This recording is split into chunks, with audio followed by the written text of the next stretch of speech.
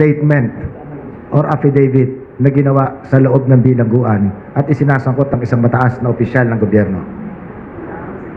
Ang isang, kasi kaya ang sabi nung iba, ang nakalagay daw sa affidavit, ako ay malayang nagsasalaysay.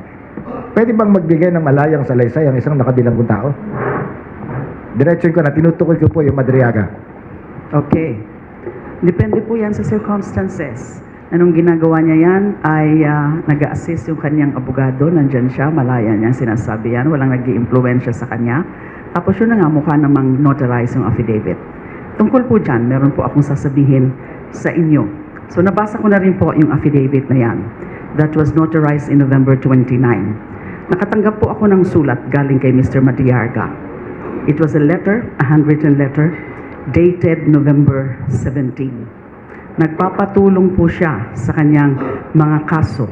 Ang sabi niya, doon sa handwritten letter, it was a handwritten letter course through his lawyer, Attorney Palad, na ang sinasabi niya sa kanyang letter ay ginigipit lang daw niya siya dahil sa kanyang mga naging akusasyon laban kay Attorney Harry Roque. Doon sa kanyang, ang sinasabi niya sa kanyang letter is that dahil meron siyang sinampang kaso about land grabbing somewhere in Mariveles, Bataan. Of course, I do not know well tungkol dyan sa kaso na yan. But that is the content of his letter. So as I said, it's dated November 17, course through his lawyer.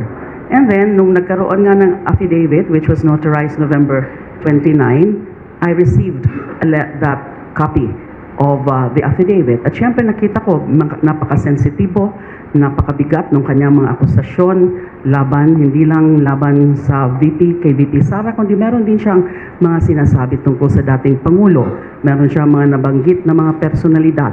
Meron siyang mga nabanggit na mga alleged delivery of big sums of money, yung mga duffel bags, yung mga nasa mga sasakyan na mga tina-turn over, etc., etc. And of course, I got curious, I got interested.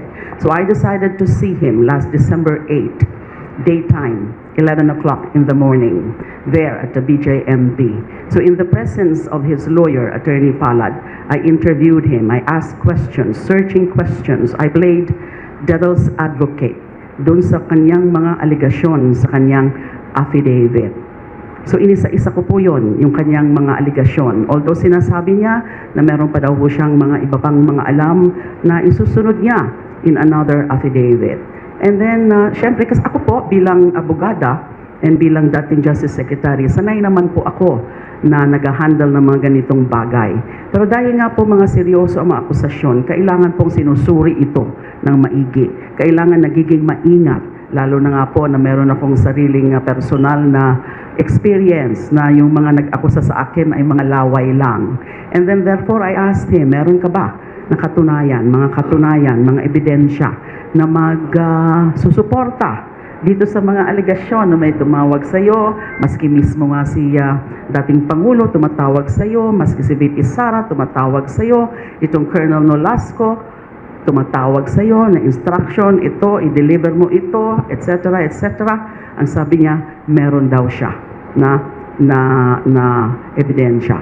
So sabi ko, I'd like to see that before, kung ano man ang pwede kong gawin na makakatulong bago ako to take any action. Let me first reserve any judgment. Diba? Kasi gusto ko, pag mga ganitong mga bagay na mga maselan, sensitibo, ay maging maingat.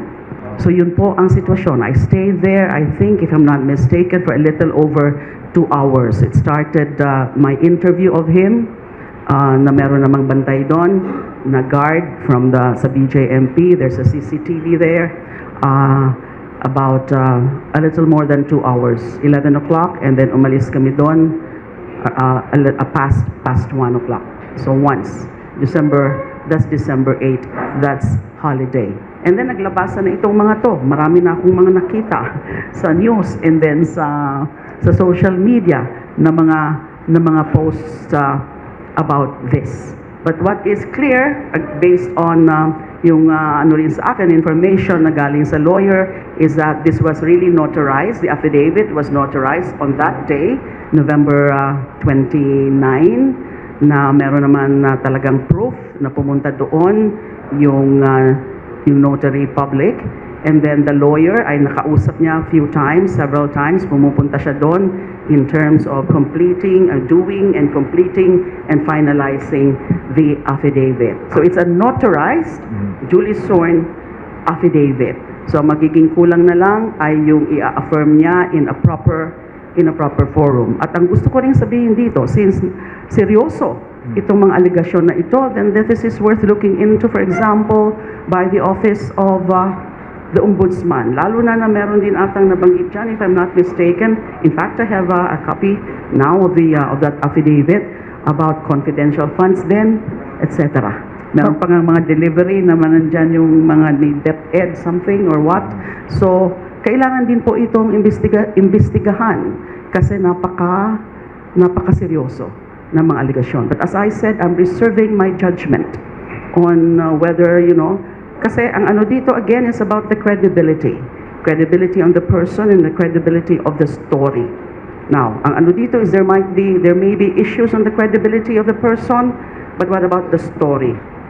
Yung kanyang, kasi ang nakikita ko, may mga, sa tingin ko, dun sa information din na kinors through the council, is na-established in a satisfactory manner yung kanyang relationship sa mga Duterte, kay VP Sara. Meron siyang parang may mga pinakita na mga ebidensya ng kanyang koneksyon kay VP Sara and the Dutertes. Mas una nga niyang nakilala yung dating Pangulo kasi siya ang nagpakilala, ang dating Pangulo, kay VP Sara, lalo na kasi I think pinakilala siya based on the affidavit also na nung mayor pa si VP Sara. And then nung tatakbo na supposedly initially in 2022 for president, but nag-slide down nga siya for vice president, finorm nga daw nila itong tinatawag na ISIP. So in my view, as to the subject or the issue of his connection to the Dutertes, mukha namang meron siyang pinapakita na batayan. Pero ang hinihintay ko, ang gusto kong makita is yung supporting proof ng kanyang mga akusasyon. Ma'am, kinuwento ba sa inyo nung magkaharap kayo na may iba pang VIP madalaw sa kanya? Wala po. Wala po siyang Walang kinuwento? wala pong kwento about that. Although ang sinasabi ni Attorney Palad, parang wala naman, hindi naman si VP Sara ang bumibisita sa kanya. Parang may attempt yung isang tao ni VP Sara. Yun ang pagkakaintindi ko from Attorney Palad. Pero parang may isang instance na si VP Sara nagbisita doon sa Annex 2 mismo because he's in Annex 2. And doon din ako pumunta sa Annex 2, doon sa visitors area.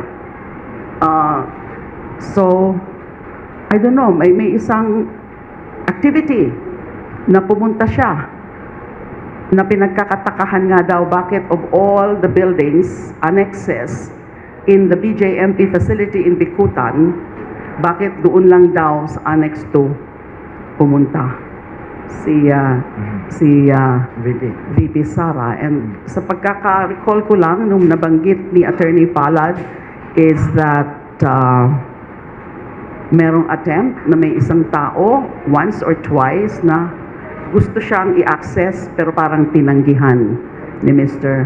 Madiarga. You can confirm that from Attorney Palad. Ibang tinutukoy na tao kayo na sundalo? Ano po yun? Sundalo. Yung tinutukoy na nag-attempt na makipagkita. I'm not sure. You can confirm that from Attorney Palad. Kasi hindi ko yan narinig from Mr. Madiarga himself. Nung kausap ko nga last December 8, it was from Attorney Palad. Naitanong niyo ba? Why only now? I'm not sure kung natanong ko. Parang even the motivation, kasi he felt na sa lahat ng mga, yun ang pagkakaintindi ko, yung na-sense ko lang, kasi I was more interested dun sa mga sinasabi niya doon sa affidavit niya because these are serious allegations and serious accusations. Yung parang sinasabi niya is that sa lahat ng mga gano'n, ng mga pinagkagawa niya for them, na parang ginawa siyang intelligence officer, counterintelligence agent. Pinagagawa niya yung mga kanya mga political, parang nagiging political officer siya, etc. And yun, yung mga supposedly na mga alleged deliveries of money, sensitive operations. And then ngayon, na nagkakaso siya, and then dahil nga sa kinasuhan daw niya, so these are allegations, no? I'm not really, kinasuhan daw niya si Harry Roque ng land grabbing kasi meron daw mga nagreklamo sa kanya ng a group of farmers from Mariveles, Bataan, ay bigla siyang binitawan, something like that. So, sama ng loob. Okay. Ma'am, Yan ang nababasa kong motivation. kinuwento po ba sa inyo kung anong kanyang pagkatao? Bakit siya pinagkatiwalaan ng ganong mga sensitibong trabaho ng mga Duterte? Yeah. Meron daw siya, kasi kung makita nyo sa affidavit, because I think it was made public already. Yes, It was published already, may nag-post, it was posted already. Yung mga meron siyang mga experience sa various intel offices. So, in fact, naging parang instructor siya. Diba? And then siya pa nga daw tumulong or is part of the team that forms the Vice President Protection Group. The Vice President, already defunct. Diba dati? The Office of the Vice President Protection Group. Pero defunct na, nawala na. He claims to have been one of those, o siya ang nag-form nung grupo na yan, and siya pa nga daw ang nag-recommend. Is it Nolasco or La Chica? La Chica as the commandant or the commander of that group. Kasi naging estudyante daw niya. So he has experience in all of this. So I'm looking into also that claim. Yung kanyang work, kanyang background. I'm also looking into that because as I said, sanay na po ako nag-handle ng mga ganitong bagay in my, mga investigative work before in the DOJ, and I've been handling sensitive matters before, and I want to be doubly sure. Kaya, in other words, Maingat. ongoing po ang aking validation of these claims, but I'm very interested about the supporting proof. Kasi sabi niya, meron siya na mga supporting proof dun sa kanyang mga sinasabi dito sa affidavit niya. Ma'am, sa palagay nyo, kasi nung nag-hearing yung Quadcom, guwan sa Davao, narat-rat sa Albuera, ma'am, sa tingin nyo, ahaba pa ang buhay niya sa bilangguan? Hindi ko po masasabi yan, and that's why I think yung pamunuan, the management of the BJMP facility, I think kailangan din nila to ensure the security of Mr. Matriarga. Irrespective of what turns out from all of this, I'm not sure. Nung kausap nyo, is he that articulate?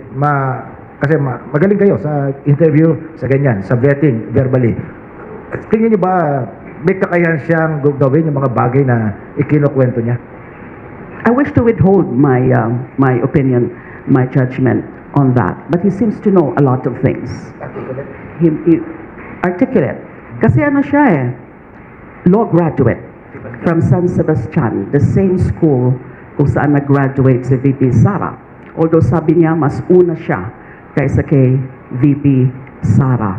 But they have the same circle daw as friends, nag-graduates din, mga alumni din of San Sebastian. So he graduated from San Sebastian, he took the bar once, but he did not make it.